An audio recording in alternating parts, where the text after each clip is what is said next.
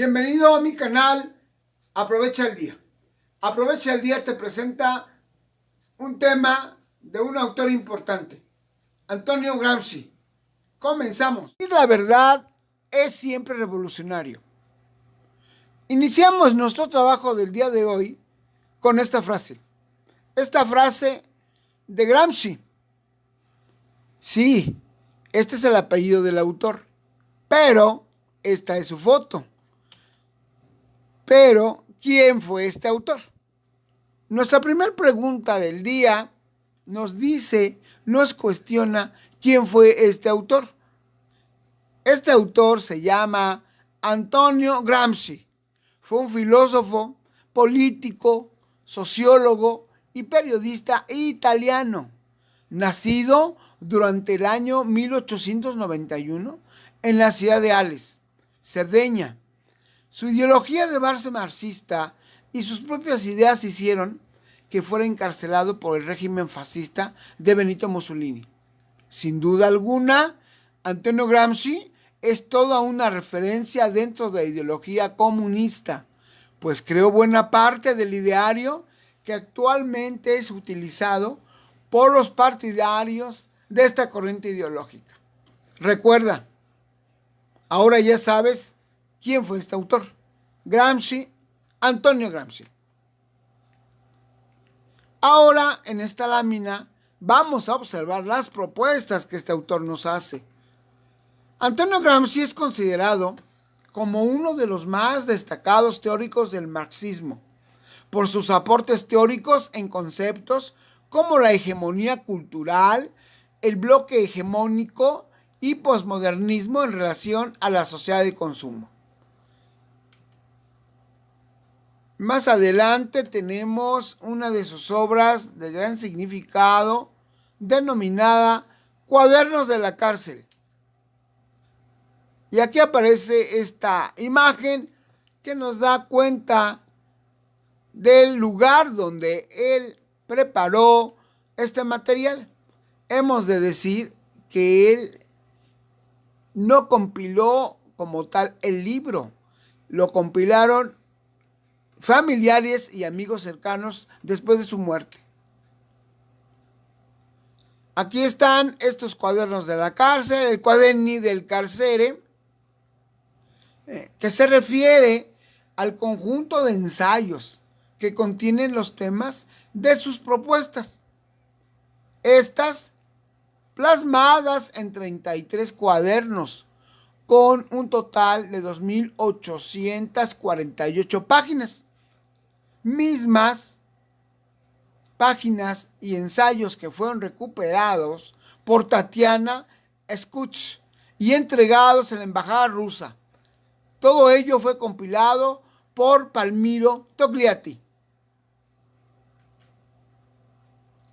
Además, en esta lámina nos vamos a mostrar algunas de sus obras, solo algunas de sus obras, como el materialismo histórico y la filosofía de Benedetto Croce, en 1948. A continuación, los intelectuales y la organización de la cultura, en 1949. Posteriormente, en ese mismo año, el Resurgimiento, que fue conjuntamente con los intelectuales. Además, las notas sobre Maquiavelo, sobre la política y sobre el Estado moderno, en ese mismo año las tres. Al año siguiente, literatura y vida nacional. Inmediatamente después, pasado y presente. Son algunas de sus obras que no tan solo las queremos mencionar, sino culminamos, exhortamos a que el lector las pueda leer. Vamos a hablar un poco de lo que es la hegemonía cultural. La hegemonía cultural es un término desarrollado por nuestro autor Antonio Gramsci para analizar las clases sociales y la superestructura. Él proponía que las normas culturales vigentes de una sociedad son impuestas por la clase dominante, es decir, la hegemonía cultural burguesa, de manera que no deberían percibirse como naturales o inevitables, sino reconocidas como una construcción social, artificial y como instrumentos de dominación de clase. Esta práctica sería indispensable para una liberación política e intelectual del proletariado, reivindicando y creando su propia cultura de clase. De manera general, se plantea en este concepto de hegemonía cultural. También esta hegemonía cultural que Bourdieu, otro autor, Pierre Bourdieu, señala que es un concepto paralelo a lo que el sociólogo llamaba violencia simbólica, que designa la dominación de la sociedad culturalmente diversa por la clase dominante. Es decir, aquí hay una amalgama entre Pierre Bourdieu y nuestro autor Antonio Gramsci. Referíamos en aquella lámina los intelectuales orgánicos. En su ensayo, La formación de los intelectuales orgánicos en 1921, el marxista italiano proponía entender a los intelectuales como un grupo social más amplio que el sector específicamente cultural. Según Gramsci, eran intelectuales todos los que intervenían en el diseño y organización de las políticas públicas del Estado. Los expertos y los funcionarios también eran intelectuales, porque a su juicio participaban en la legitimación del grupo dominante ante la sociedad civil. Además, nuestro autor también participa en el ámbito de la educación y nos señala que el problema de la educación es el máximo problema de clase y no puede ser resuelto más que bajo el punto de vista de la clase, que es lo único que permite la valoración proletaria de las instituciones sociales y de las leyes. Nosotros debemos hacernos partidarios de la escuela libre y conquistar la libertad de crear nuestra escuela. Aquí una cita de Broccoli en 1984 en su página 42. Asimismo, en torno a la educación, habla de la escuela. Y dice Gramsci que no pensó en la escuela tal como la conocemos ahora, sino que pensaba en una enseñanza de tipo libertadora. Sí, libertadora. Una unidad del trabajo manual e intelectual y preparación para el trabajo, que mantenga en todo lo posible los elementos sociales de la realidad, sin trabajadores de la educación en una pasividad. Esto es lo que plantea nuestro autor en torno a la escuela. También señala en este mismo rubro que no es la escuela el único lugar pedagógico. Sí, no es el único lugar pedagógico. Recordemos esta afirmación. La función pedagógica la encontramos en las peleas que dan los trabajadores en la sociedad civil, que son sindicatos, clubes, obreros, etc. Y como una parte importante de la pelea del partido de los trabajadores por elevar la conciencia de las masas, en su búsqueda de la toma del poder y la construcción de una sociedad sin oprimidos ni explotados. Estos son los avances, ¿no?, muy de vanguardia de nuestro autor Antonio Gramsci. En este trabajo hemos querido incorporar algo muy novedoso y significativo, es decir, la carta que envía Gramsci a su hijo Delio. Él, estando en prisión, tiene comunicación mediante esta forma, es decir, enviarle las cartas a su hijo Delio. Y vamos a dar lectura a esta cita de la carta de Gramsci a Delio. Hijo, me siento algo cansado y no puedo escribirte mucho. Tú escríbeme siempre y acerca de todo lo que te interese en la escuela.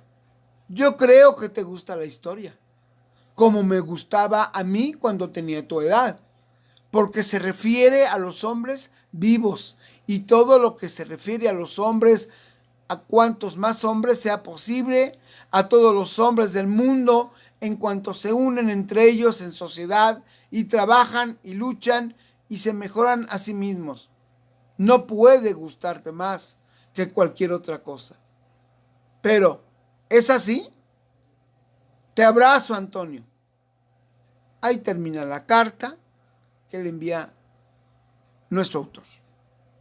Y bueno, aquí es una interpretación de todo lo que engloba este manuscrito, en la que involucra la escuela, la historia, pero sobre todo algo significativo y que es lema inclusive de nuestro canal, que es ser mejor persona todos los días y aprender, siempre aprender y aprovechar el día. Esta carta es muy importante para el pensamiento de nuestro autor Antonio Gramsci. Asimismo, el maestro continúa con esta parte de la educación. Dice Gramsci, el maestro debe ser reeducado en la relación binominal. Sí, esa relación binominal se refiere a que forman uno, que es el profesor, el docente, el maestro y el alumno. Los burgueses pueden ser ignorantes. Para los proletarios es un deber no ser ignorantes. El problema de educación de los proletarios es un problema de libertad. El privilegio de la ignorancia, el grido del popolo número 690, 13 de octubre del 17 en Gramsci, y la educación, dice, es la pedagogía de la praxis y políticas culturales en América Latina. Es decir, con esto podemos darnos cuenta cómo rechaza la verticalidad de la ilustración. La educación, debemos de señalarlo en este momento, habla con una perspectiva de reeducar al maestro. ¿Y quién va a reeducar al maestro? Con esa visión, todos lo podemos reeducar. Pero aquí tiene a la mano su principal actor, que es su estudiante. Esto nos va a llevar a debate, hay que debatirlo para llegar a una conclusión. Por lo pronto aquí lo plantea nuestro autor, Antonio Gramsci. Después de todo este trabajo, Antonio Gramsci fallece en Roma el 27 de abril de 1937 a los 46 años de edad y se encuentra sepultado en el cementerio protestante de dicha ciudad. Y tenemos nuestra afirmación final de esta lámina que señala: se fue el cuerpo de Gramsci, pero nunca el pensamiento. Su pensamiento está aquí con nosotros y con el mundo, más vivo, porque es vivo y seguirá estando vivo ese pensamiento. Debemos de recordarlo y debemos de practicarlo. Asimismo, relacionado con lo anterior, hay una frase de Gramsci que nos plasma todo el poderío de su pensamiento, que dice: odio a los indiferentes, creo que vivir quiere decir tomar partido. No seas indiferente, participa en tu sociedad, en tu calle, en tu colonia. No seas indiferente. Qué gran aportación nos dice el autor en esta frase. A manera de conclusión de nuestro trabajo del día de hoy y de gracias por su atención, podemos señalar no seré indiferente. Los obstáculos me encumbran, no me limitan, me impulsan. De todo ello, tú tienes la palabra. Tú puedes aprender el día de hoy aprovechando el día. Terminamos recordando a Antonio Gramsci, que no es indiferente a nada. Reflexiona y actúa. Por mi parte es todo. Nos vemos la próxima.